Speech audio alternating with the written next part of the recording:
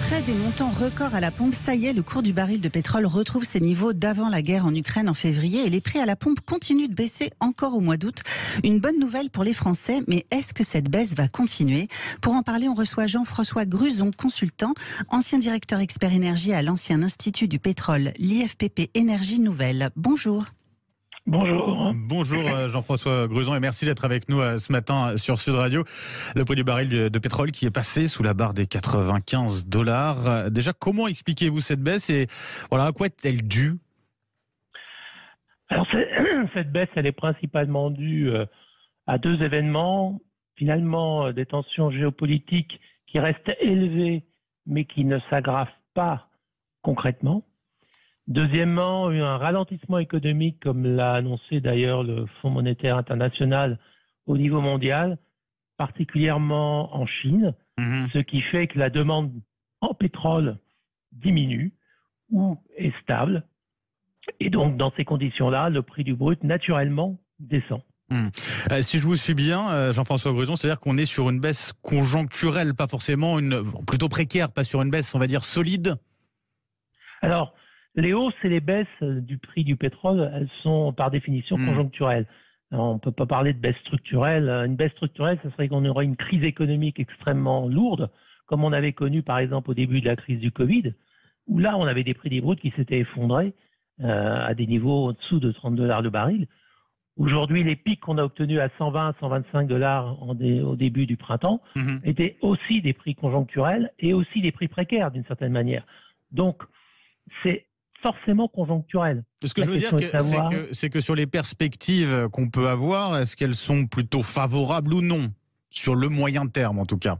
Alors, si c'est possible. Sur le moyen terme, on a des perspectives qui sont plutôt encourageantes. Je ne sais pas si c'est le bon mot, dans la mesure où quand on parle de ralentissement économique au niveau mondial, c'est pas forcément une bonne nouvelle sur d'autres points de vue.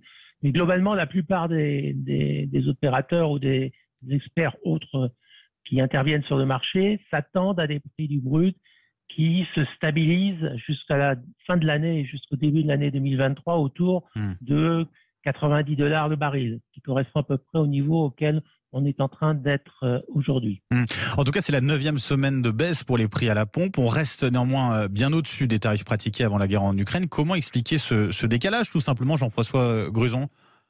Parce que, tout simplement, le prix du brut avant la guerre en Ukraine était autour de $60-70 le baril. Vous avez donc à peu près $20 à $30 de baril supplémentaires qui sont toujours présents sur le marché.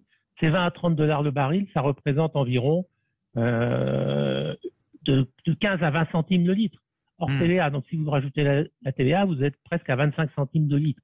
Donc oui, c'est tout à fait normal. Il n'y a rien d'extraordinaire sur la situation actuelle du prix du brut par rapport à avant la crise de l'Ukraine. Avant la crise en Ukraine, on était quand même sur un litre autour de 1,40, 1,50. Là, on est parfois encore, certains endroits dans les grandes villes, autour d'1,80. On est bien sur une hausse quand même un peu plus importante que 25 centimes, pour le coup, non? 1,50 plus 25 centimes, vous êtes à 1,75. Vous n'êtes pas très loin des 1,80. Non, je pense pas qu'il y ait... alors, il y a eu au cours du printemps et du début de l'été des marges de raffinage, par exemple, qui sont montées à des niveaux très élevés. Ouais. Elles sont redescendues depuis le mois d'août à des niveaux comparables à ceux qui existaient avant. Donc, on a à peu près tous les indicateurs techniques qui font que le prix de l'essence et le prix du gazole sont relativement, je dirais, bien lissés par rapport à l'évolution du prix du brut. Mais ce qui veut dire, si je vous suis, c'est que d'ici la fin de l'année, on ne retrouvera pas totalement les niveaux au prix à la pompe qu'on avait avant la guerre, la crise en Ukraine, la guerre en Ukraine.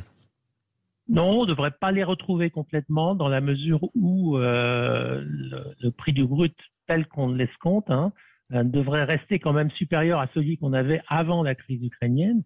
Dans ces conditions, il n'y a pas de raison technique pour que le prix de l'essence ou du gazole redevienne au niveau de ces prix du brut à 60-70 $ le baril. Ça dépendra, la perception du consommateur va dépendre, je dirais, de la poursuite des mesures de soutien, soit les mesures de soutien du gouvernement, donc celles-ci sont prévues de s'accroître. Donc, si on passe de 15 centimes à 30 centimes, on va être à des niveaux de prix un peu de façon artificielle, mais on va avoir des niveaux de prix qui seront comparables en fin d'année à ceux qu'on avait avant la crise de l'Ukraine. La question se pose de savoir si les opérateurs pétroliers comme Total vont pouvoir maintenir leur je dirais, ristourne autour de 10 à 20 centimes. Hein, c'est ce qu'ils font actuellement, à peu près tous, mais Total plus particulièrement, avec une communication assez forte, dans la mesure où c'était pris notamment sur la marge de raffinage. Alors, cette marge de raffinage étant revenue au niveau habituel, c'est-à-dire assez basse, les marges de manœuvre des compagnies pétrolières au niveau du raffinage vont être plus réduites. On a quand même pas mal parlé ces derniers temps des super profits engrangés par Total Energy, mais pas que, d'autres groupes bien sûr pétroliers dans le monde entier. Est-ce qu'ils ne vont pas être tentés d'une certaine manière de ne pas répercuter complètement la baisse qu'on voit actuellement du prix du baril, Jean-François Gruson? Non, je ne pense pas. De toute façon, le système français, il y a un tel niveau de concurrence et de compétition entre les différents types d'acteurs. Hein. Vous avez les acteurs de type pétrolier, comme Total, Shell, Esso par exemple. Vous avez aussi les grandes surfaces qui ont un poids très important dans la distribution des carburants en France, hein, moins 50%. Il n'y a pas de raison particulière pour qu'il y ait des opérations de ce type-là. Alors, je dirais à 1 jour près ou à 2 jours près, difficile de vérifier, mais sur du moyen terme, il n'y a pas de décalage majeur.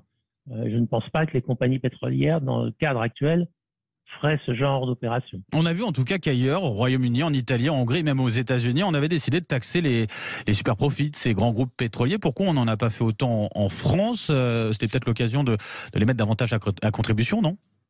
Alors, il peut y avoir une question sur la taxation de profits qui seraient des profits directement liés à la crise géopolitique que l'on traverse. Donc, c'est pas uniquement les compagnies pétrolières, hein, bien sûr. La question, c'est que ces taxations ne seraient opérantes qu'en 2023, puisqu'il faut attendre les résultats de l'année 2022 des sociétés pour décider des taxes. Les taxes s'appliquent avec un certain délai. Et d'autre part, en Angleterre, il ne faut pas oublier que l'Angleterre est productrice de gaz et de pétrole dans des conditions très importantes, et que en fait les taxes qui sont prises par le gouvernement anglais sont des suppléments de taxes qui existent déjà sur la production pétrolière et la production gazière des compagnies qui opèrent en Angleterre. Ça n'a rien à voir avec la France. La France n'a pas de production pétrolière et n'a pas de production gazière. Donc l'ensemble des bénéfices qui sont tirés sur la partie production sont dans les pays producteurs. Jean-François Gruson, un grand merci d'avoir été avec nous ce matin sur Sud Radio, consultant, ex-directeur expert énergie à l'ancien Institut du pétrole, IFP Énergie Nouvelle. Un grand merci d'avoir été avec nous et pour toutes vos explications sur Sud Radio. Bonne journée à vous.